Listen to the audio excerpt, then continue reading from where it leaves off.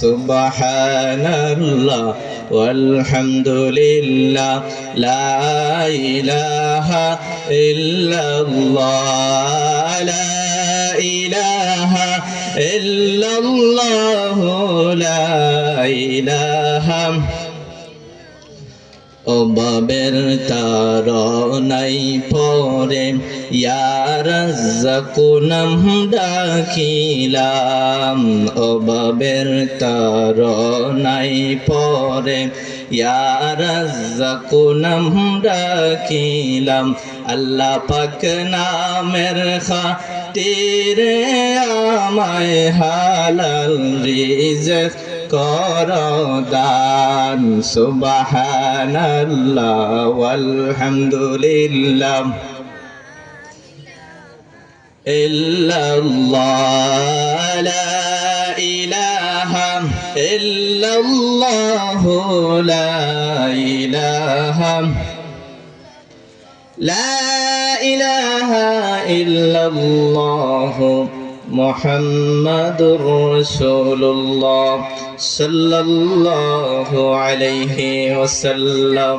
শক্তিয়ারগাঁও উত্তরপাড়া জামে মসজিদ ও নূর নবী যুব সংঘের উদ্যোগে 11তম বার্ষিক ইসলামী সুন্নি মহাসম্মেলনের সম্মানিত সভাপতি সাহেব, আজকের মাহফিলে প্রধান অতিথি হিসাবে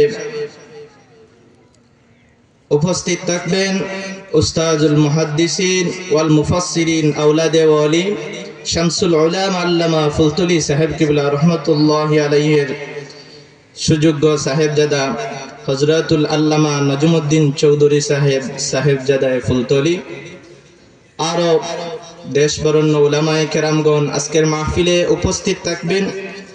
আমি বিশেষ করে অনুরোধ করছি শক্তিয়ারগাঁও গ্রামের সর্বস্তরের মুসল্লিয়ানে কেরামদেরকে, আপনারা আজকে জান্নাতি বাগান সাজিয়েছেন, জান্নাতের বাগান সাজিয়ে যদি আপনারা মাহফিলে উপস্থিত না হন তাহলে মাহফিলের সৌন্দর্যতা বজায় থাকে না। তাই সর্বস্তরের মুসল্লিয়ানদেরকে আমি দৃষ্টি আকর্ষণ করে বলছি, আপনারা মাহফিলে আসুন, মাহফিলের সৌন্দর্যতা বজায় রাখুন। তারই সাথে সাথে বলতে চাই, আজকে এই নূর নবী যুব সংঘের যত যুবক ভাই হল আছেন, আপনারা দয়া করে আজকের মাহফিলে আসুন, মাহফিলের সৌন্দর্যতা রক্ষা করুন। মহান আল্লাহ রব্বুল আলামিনের দরবারে অসংখ্য গণিত শুকুর আর সুজুদ যে আল্লাহ রব্বুল আলামিন আমাদেরকে দুনিয়ার সমস্ত ফিতনা ফাসাদ থেকে হেফাজতে রেখে সুস্থ অবস্থায় জান্নাতি ঈমানি নূরানি মাহফিলে আসার তৌফিক ভিক্ষা দান করেছেন, সুযোগ দান করেছেন। সেই মহান রবের দরবারে অন্তরের অন্তঃস্থল থেকে কালিমাতুশ শুকর উচ্চ আওয়াজে পড়ি আলহামদুলিল্লাহ। আলহামদুলিল্লাহ।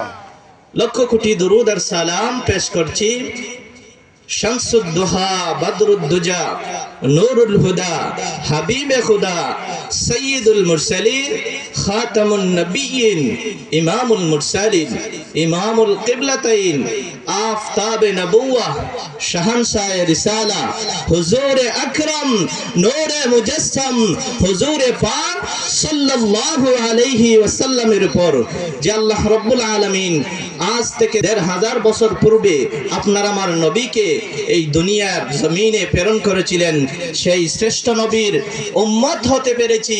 তাই আবারও শুকরিয়াতান উচ্চ আওয়াজে পড়ি আলহামদুলিল্লাহ।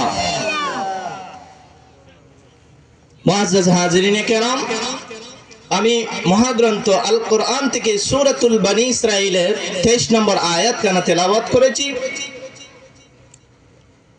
রাসূল করিম সাল্লাল্লাহু আলাইহি ওয়াসাল্লামের অসংখ্য হাদিস থেকে ছোট্ট একখানা হাদিস তেলাওয়াত করেছি। যদি আল্লাহ রাব্বুল আলামিন আমাকে এই কোরআনের আয়াত এবং হাদিসকে সামনে রেখে কিছু কথা বলার তৌফিক ভিক্ষা দান করেন, তারই আলোকে কিছু কথা বলার ইচ্ছা পোষণ করেছি। ওয়া মা তৌফিকি ইল্লা বিল্লাহ আলাইহি তাওয়াক্কালতু ওয়া ইলাইহি উনীব। মুআজ্জাজ হাজিরিনে কেরাম, আমাদের সমাজে সমস্যার শেষ নাই। যত সমস্যা আছে সব সমস্যার সমাধান দিতে পারে আল কোরআন। সবাই বলুন, সব সমস্যার সমাধান দিতে পারে আল কোরআন। যত সমস্যা আছে তার মধ্যে একটা সমস্যা হইল আজকে আমরা সমাজের মধ্যে মা বাবা খুব বেশি অবহেলিত। মাতা পিতার খেদমত সম্পর্কে আমি কিছু বলার ইচ্ছা পোষণ করেছি। এর আলোকে কোরআন থেকে সূরাতুল বনী ইসরাঈলের 23 নম্বর আয়াত তেলাওয়াত করেছি। মাতা পিতার হক সম্পর্কে আলোচনা করা। প্যারে হাজিরিন, মহান আল্লাহ রাব্বুল আলামিন সূরাতুল বনী ইসরাঈলের 23 নম্বর আয়াতের মধ্যে ঘোষণা করেন, ওয়াকাদা রাব্বুকা আল্লা তা'বুদু ইল্লা ইয়াহু ওয়া বিল ওয়ালিদাইনি ইহসানা। ও দুনিয়ার মানুষ, সর্বপ্রথম তোমাদের কাজ হচ্ছে আল্লাহ রাব্বুল আলামিনের ইবাদতি করা, দাসত্বতা করা। দ্বিতীয় নম্বরে আমাদের কাজ হলো মাতা পিতার খেদমত করা। সুবহানাল্লাহ। বর্তমান আমরার সমাজের মধ্যে মাতা পিতার খেদমত আসেনি, মাতুকা আসেনি, নাই। বর্তমান সমাজ, যুবক যুবতী ভাই বোনেরা মা বাবার প্রতি খুব অবহেলিত, খুব বেশি মা বাবারে তারা খুব ছাতাইন। তারা মা বাবারে কষ্ট দেননি না, দেন না? একটু আওয়াজ দেয়া মাতুকা, দেননি? দেন। প্যারে হাজিরিন, আল্লাহ রাব্বুল আলামিন আজ থেকে ১৫০০ বছর আগে মানুষদেরকে সচেতন করিয়া সূরাতুল বনী ইসরাঈলের এই 23 নম্বর আয়াত নাজিল করিয়া মানুষদেরকে জানিয়ে দিয়েছেন, ও দুনিয়ার মানুষ, সর্বপ্রথম আমি আল্লাহর ইবাদতি করো। দ্বিতীয় নম্বরে তোমরা তোমাদের মাতা পিতার খেদমত করো। সুবহানাল্লাহ। তাহলে আমাদের মা বাবার খেদমত করা দরকার আছে না নাই? আছে। মহান আল্লাহ রাব্বুল আলামিন দুনিয়ার সব কিছুর পরে, আল্লাহর ইবাদতের পরে দ্বিতীয় নম্বরে স্থান দিয়েছেন মাতা পিতার স্থান। সুবহানাল্লাহ। প্যারে হাজিরিন, আল্লাহ রাব্বুল আলামিন মাতা পিতার হক দিতে যাইয়া দ্বিতীয় নম্বরে মা বাবার কথা কইছেন। এখন আসুন, মা বাবার হক আদায় করতে হইলে মা বাবার সাথে আমরা উত্তম আচরণ করতাম, উত্তম ব্যবহার করতাম, উত্তম কথাবার্তা তাদের সাথে বিনিময় করতাম। তারা সম্মানী পাত্র, তারা সম্মানী, আমরা তাদেরকে সম্মান করতাম। একজন সাহাবী হুজুরে পাক সাল্লাল্লাহু আলাইহি ওয়াসাল্লামের কাছে আসলেন। আসার পরে তিনি রাসূল করিম সাল্লাল্লাহু আলাইহি ওয়াসাল্লামকে জিজ্ঞাসা করলেন, মান আহাক্কু বিহুসনি সাহাবাতি ইয়া রাসূলুল্লাহ।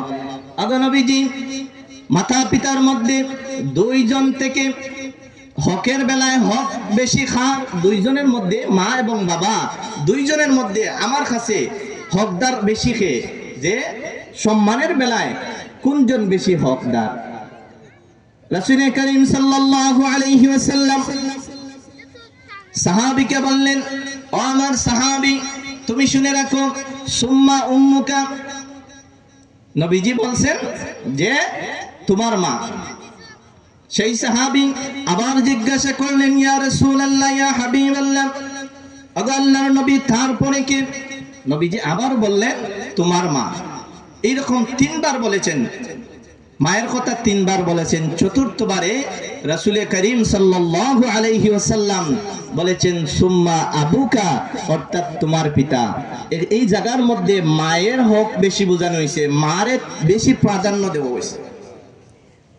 তার কারণ কি? আল্লাহ রাব্বুল আলামিন কোরআনুল কারীমের মধ্যে মাকে বেশি প্রাধান্য দিতে যাইয়া এই কথাটুকু তুলে ধরেছেন। রাসূল করিম সাল্লাল্লাহু আলাইহি ওয়াসাল্লাম জানিয়ে দিয়েছেন, ও আমার সাহাবীরা, তোমরা যেই সময় তোমার মায়ের গর্ভের মধ্যে থাকো, মানুষ যেই সময় মায়ের পেটের মধ্যে থাকে, তার মা 10 মাস 10 দিন সন্তানের কষ্ট ভোগ করে। এই কষ্টটুকু বাবা এই কষ্ট ভোগ করে না, মা বেশি কষ্ট পান। এজন্য আল্লাহ রাব্বুল আলামিন মায়ের মর্যাদা বেশি দান করেছেন। মায় 3টা কষ্ট বেশি করেন। প্রথম নম্বর কষ্ট হইল মায় তিনি 10 মাস 10 দিন সন্তানকে পেটে ধারণ করেন। এই কষ্টটুকু বাবা করেন না, এই কষ্টটুকু অন্য কোনো কেউ করে না, একমাত্র মায় করেন। এজন্য আল্লাহ রাব্বুল আলামিন মায়ের মর্যাদা বেশি দিয়েছেন। সুবহানাল্লাহ। প্যারে হাজিরিন, দ্বিতীয় নম্বরে মায় কি কষ্ট করেন? 10 মাস 10 দিন যেই সময় চলে যায়। দ্বিতীয় নম্বরে মা কষ্ট করেন সন্তান যেই সময় দুনিয়ার জমিনে আগমন করবে, দুনিয়াতে আসবে, দুনিয়াতে আসার পূর্বে মায়ের এমন একটি ব্যথা, এমন বেদনা শরীরের মধ্যে আসে, এই ব্যথাটা দুনিয়ার কোনো মানুষ আর সহ্য করে না। মা সহ্য করেন, বাবাও সহ্য করে না। এজন্য আল্লাহ রাব্বুল আলামিন মায়ের মর্যাদা বেশি বাড়িয়ে দিয়েছেন। সুবহানাল্লাহ। তৃতীয় নম্বরে মার কি কষ্ট করেন, 2 বছর সন্তানকে দুধ পান করান। মায় দুধ পান করান না 2 বছর মা সন্তানের দুধ পান করান। এই 3টা কাজ মায় বেশি করেন বিদায় মহান আল্লাহ রাব্বুল আলামিন মায়ের মর্যাদা বেশি দিছেন। এর রাসূল করিম সাল্লাল্লাহু আলাইহি ওয়াসাল্লাম হাদিসের মধ্যে 3 বার মার কথা কইছেন, বাবার কথা একবার কইছেন। কিন্তু বাবাও কোনো দিকে কম নাই। বাবা সারা দিন পরিশ্রম করেন, সকালবেলা ঘর থেকে বাহির হয়ে যান, আবার সন্ধ্যাবেলা সারাদিন পরিশ্রম করে মাথার ঘাম পায়ে ফেলে রোজগার করে, বাবা সারাদিন কষ্ট করে এই রোজগার করে সন্তানের জন্য খানি খাদ্য নিয়ে আসেন, রিজেক নিয়ে আসেন সন্তানের জন্য। বাবাও কষ্ট করেন। এজন্য মা বাবার খেদমত করা দরকার আসেনি না নাই? আছে। আল্লাহ রাব্বুল আলামিন মাতা পিতার হক সম্পর্কে আলোচনা করতে যাইয়া আল্লাহ রাব্বুল আলামিনের ইবাদতের পরের স্থানটাও দিয়েছেন মা এবং বাবার স্থান। সুবহানাল্লাহ। আমরা সবাই মাতা পিতার খেদমত করতে চাই কি চাই না?